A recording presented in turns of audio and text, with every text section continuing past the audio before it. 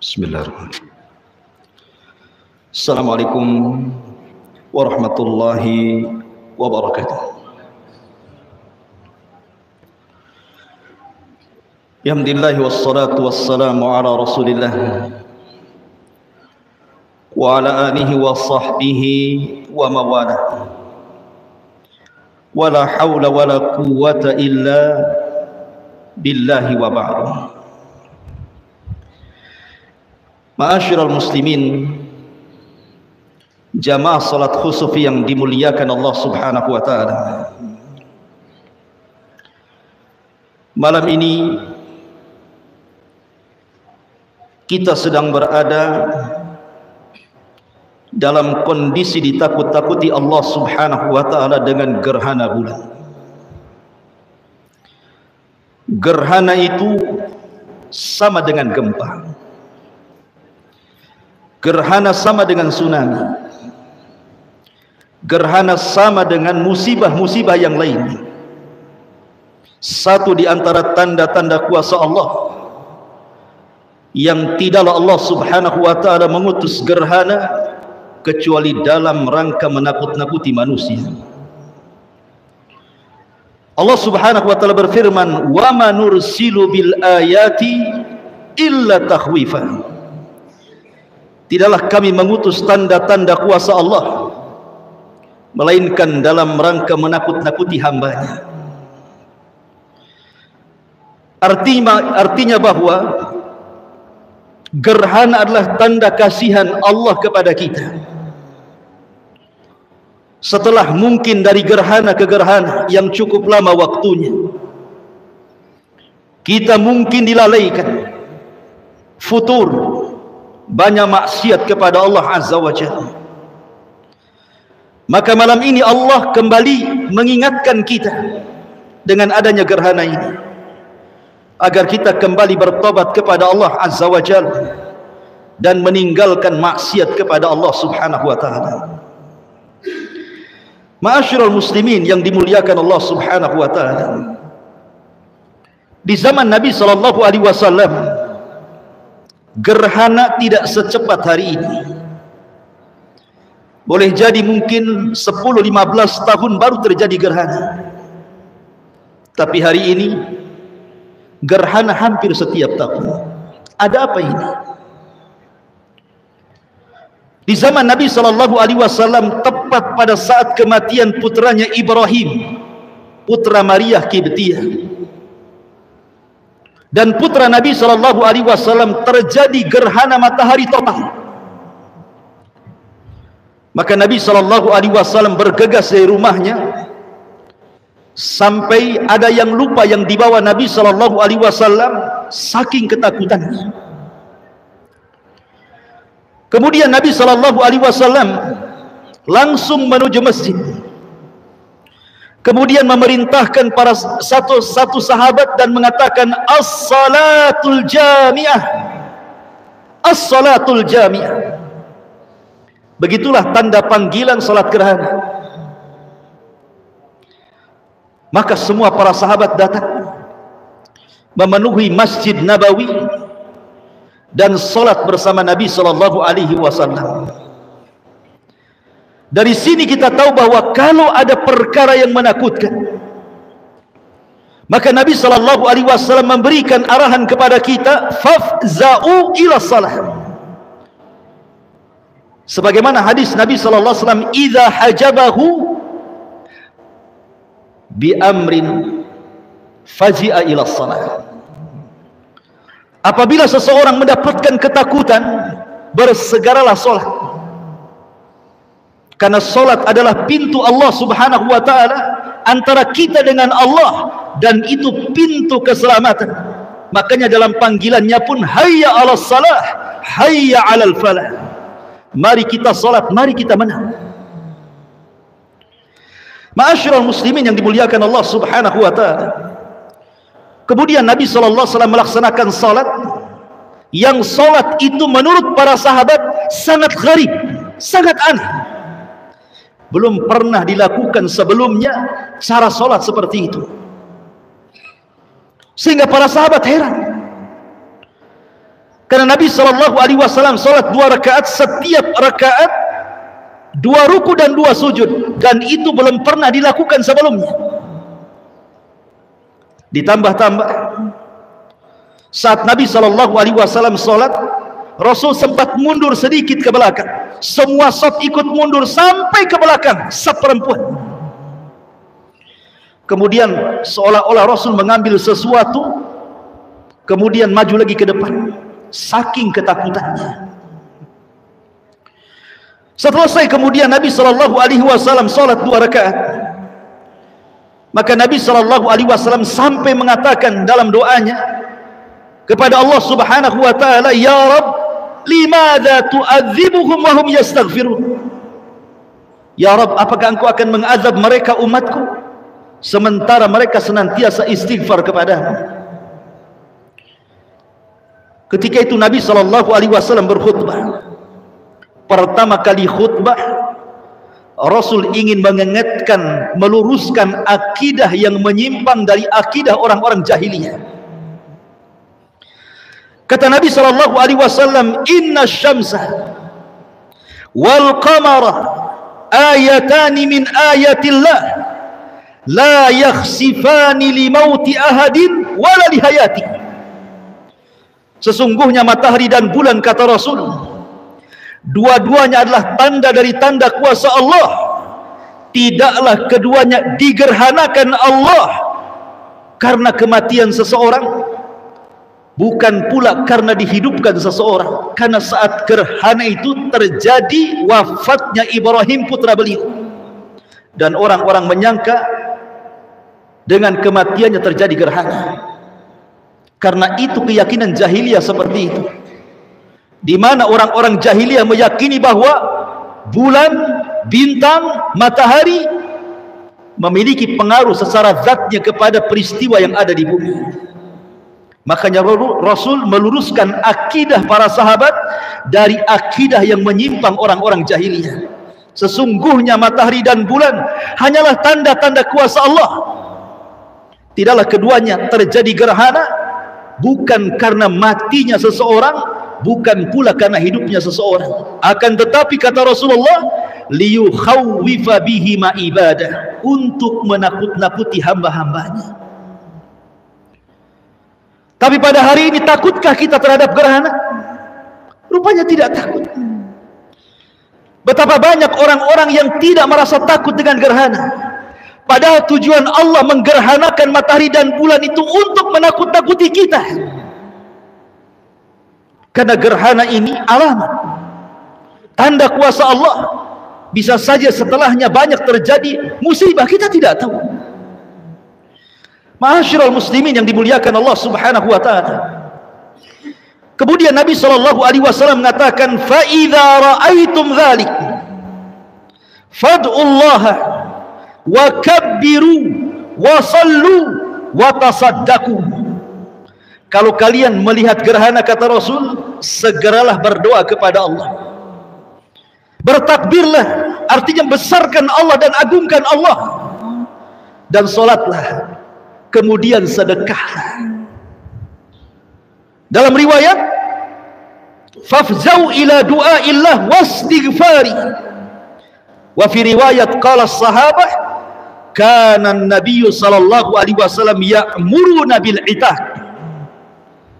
Dalam sebuah riwayat, bersegeralah kalian berdoa kepada Allah, memperbanyak istighfar. Bahkan sebuah riwayat mengatakan, para sahabat mengatakan, Nabi SAW sampai memerintahkan kami untuk memerdekakan budak-budak kami. Artinya saat gerhana, perbanyaklah amal saleh. Ma'asyiral muslimin yang dimuliakan Allah Azza wa Jalla. Kemudian Nabi SAW berkhutbah, melanjutkan khutbahnya, "Ya ummata Muhammadin, wallahi demi Allah, wahai umat Muhammad, demi Allah," kata Rasul, "ma min ahadin aghyaru min Allah bi an yazniya abduhu aw tazniya amatu." Tidak ada satupun yang lebih cemburu dibandingkan Allah Subhanahu wa taala apabila seorang budak laki-laki ataupun perempuan melakukan perzinahan. Ya ummat Muhammadin, wallahi law ta'lamuna ma a'lamu la dhahiktum qalilan wa la bakaitum katsira. Wahai umat Muhammad, kalaulah kalian mengetahui apa yang aku ketahui soal ditampakkannya neraka dan sorga, tentu kalian akan sedikit tertawa dan banyak menangis. Kemudian Nabi SAW diperlihatkan beberapa kondisi ahli nar. Kata Nabi SAW, ra'aitun nar falam arakal yaumi mandaran.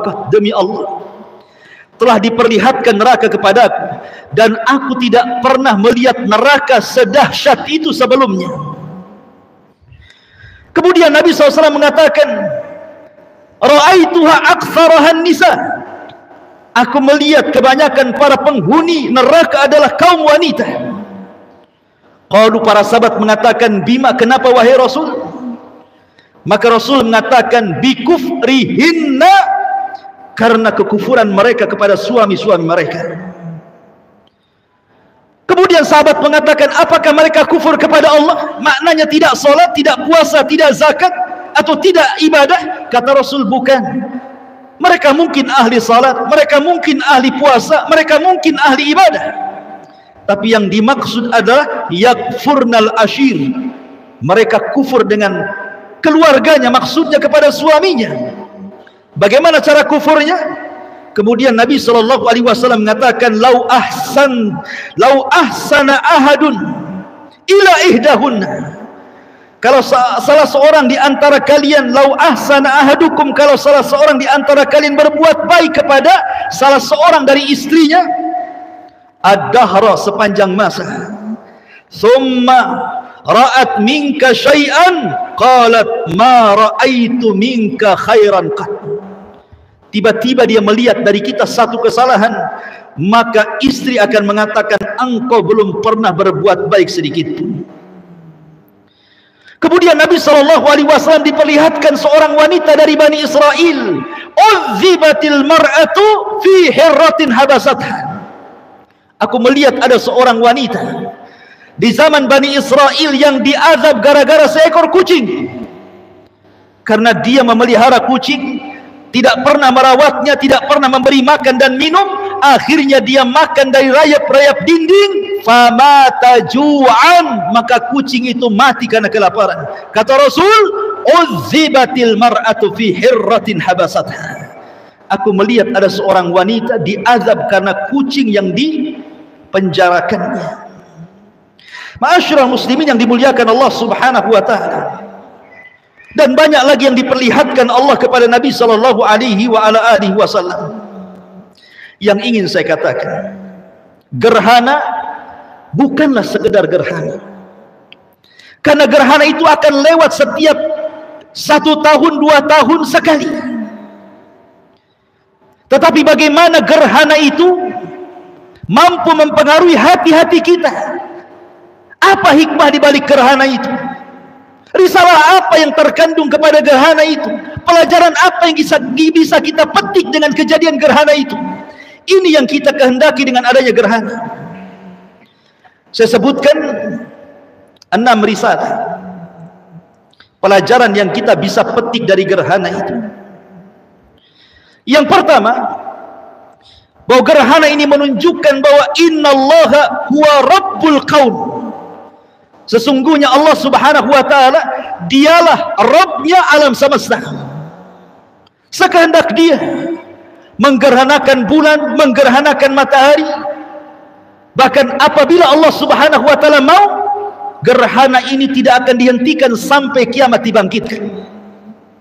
Sehingga Allah Subhanahu wa taala katakan, qul ara'aitum in ja'alallahu 'alaikumul laila sarmadan ila yaumil qiyamah man ilahun ya'tikum bidiya'in afala tasma'un.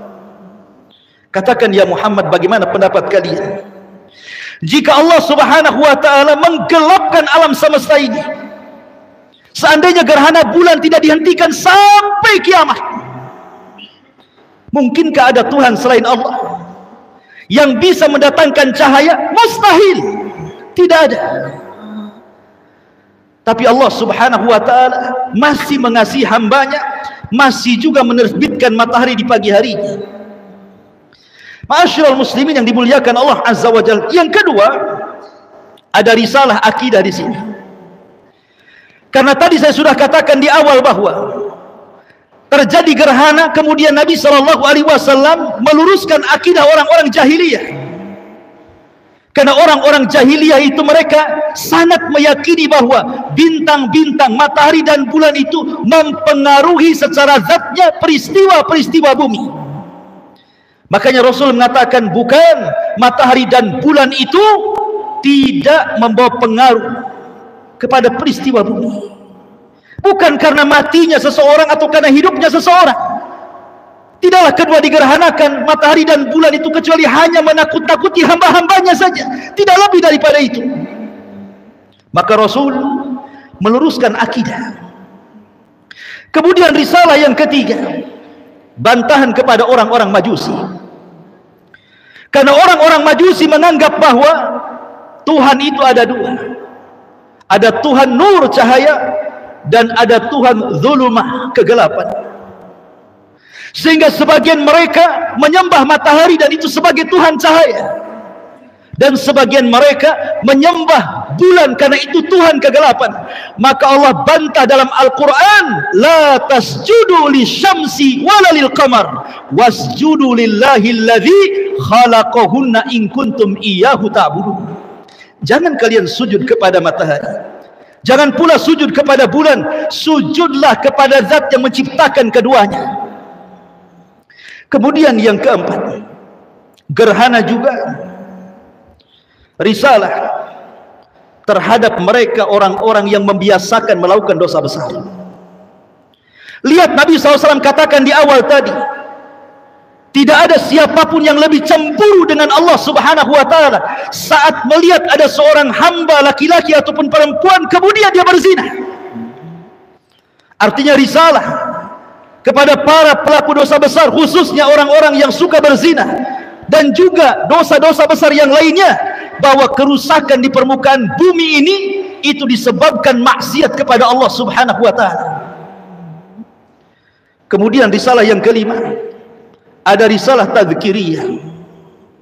Risalah mengingatkan kita bahwa gerhana ini mengingatkan kita dengan dekatnya hari kiamat. Karena di antara tanda-tanda dekatnya kiamat adalah terjadi gerhana. Khasfun wa maskhun wa qadhfun, kata Rasulullah. Terjadi gerhana, hujan batu, dan manusia dirubah sifatnya menjadi sifat binatang. Artinya dengan gerhana itu diingatkan bahwa berarti dengan seringnya gerhana menunjukkan lebih dekat kepada kiamat. Dan kita diingatkan. Dan yang terakhir, ada risalah ingzar. Ada risalah ingzariyah, bahwa kita sedang ditegur, bahwa kita sedang diperingatkan oleh Allah subhanahu wa ta'ala dengan gerhana ini. Karena Allah subhanahu wa ta'ala katakan, wa manursilu bil ayati illa takhwifa. Tidaklah kami utus tanda-tanda kuasa kami kecuali dalam rangka menakut-nakuti hamba-hambanya. Dan Allah subhanahu wa ta'ala mengatakan, fa idza bariqal basar wa khasafal qamar wa jumi'a asy-syamsu wal qamar yaqulul insan yawma idzin aynal mafar kalla la wazar ila rabbika yawma idzinil mustaqar. Apabila pandangan-pandangan manusia terbelalak karena ketakutan pada hari itu, wa khasafal qamar, dan bulan digerhanakan, artinya digelapkan, tidak ada cahaya bulan, matahari gelap, bulan gelap, tidak ada satupun bintang yang muncul saat gerhana bulan. Wa jumi'a asy-syamsu wal qamar, dan ketika Allah kumpulkan matahari dan bulan yang ketika itu tidak mungkin bertemu, tapi pada hari kiamat dipertemukan, manusia akan mengatakan pada hari itu, kemana tempat lari? Kalla la wazar, tidak ada tempat berlindung. Ila rabbika yauma idinil mustaqar, hanya kepada Allah lah kita berlindung. Di sini ada inzar, peringatan bahwa gerhana ini mengantarkan kepada gerhana besar yaumul qiyamah, nanti pada hari kiamat. Ma'asyiral muslimin yang dimuliakan Allah Subhanahu wa taala, maka fa'tabiru ya ulil absar, jadilah gerhana ini pelajaran bagi kita. Abdullah ibn Mas'ud radhiyallahu anhu dinukilkan al-Imam At-Tabari ketika memberikan catatan kepada ayat wa manursilu bil ayati illa takhwifa, tidaklah kami mengutus tanda-tanda kuasa kami dalam rangka kecuali dalam rangka menakut-nakuti. Kata Imam At-Tabari rahimahullahu taala, innallaha yukhawwifun nasa bima syaa min ayatin la'allahum ya'tabirun aw yadhakkarun aw yarji'un. Kata Imam Tabari, ketika Allah menakut-nakuti manusia dengan tanda-tanda sesukanya, apa hikmah di balik itu? Agar manusia mengambil pelajaran, agar manusia mengingat Allah kembali, dan agar manusia bertobat kembali. Di zaman Abdullah ibn Mas'ud pernah terjadi gempa hebat. Kemudian Abdullah ibn Mas'ud mengatakan, ya ayyuhan nas, inna rabbakum yasta'tibukum fa'tibuhu. Wahai manusia, sesungguhnya Allah Rabb kalian sedang mengingatkan kalian dengan gempa ini. Seolah-olah kita katakan sesungguhnya Allah sedang mengingatkan kita dengan adanya gerhana bulan ini. Fa'tibu, ambillah pelajaran dari gerhana itu. Ambil pelajaran dari gerhana itu. Jangan sampai gerhana lewat, tidak ada satupun pelajaran yang kita petik dari gerhana itu. Mudah-mudahan khutbah gerhana ini bermanfaat. Kita berdoa kepada Allah Subhanahu wa taala, semoga kita diistiqomahkan oleh Allah Subhanahu wa taala, dijauhkan dari fitnah, dan semoga kita menjadi hamba-hamba yang takut kepada Allah ketika ditakut-takuti, karena hanya orang-orang yang senantiasa takut kepada Allah, Allah jamin baginya sorga. Waliman khafa maqama rabbih jannatan, bagi orang yang takut Allah sediakan 2 sorga. Innallaha wa malaikatahu yusalluna 'alan nabi. Ya ayyuhalladzina amanu sallu alaihi wa sallimu taslima. Allahumma ighfir lil muslimina wal muslimat wal mu'minina wal mu'minat al ahya'i minhum wal amwat innahu qaribun mujibu da'wa ya qadiyal haja. Allahumma arinal haqqa haqqa warzuqna ittiba'ah wa arinal batila batila warzuqna ijtinabah. Rabbana la tuzigh qulubana ba'da idh hadaitana wa hab lana min ladunka rahmatan innaka antal wahhab. Rabbana atina fid dunya hasanah wa fil akhirati hasanah wa qina adzabannar. Wa sallallahu ala sayyidina Muhammadin. Subhanakallahumma wa bihamdika asyhadu an la ilaha illa anta astaghfiruka wa atubu ilaik. Allahu ta'ala alam. Assalamualaikum warahmatullahi wabarakatuh.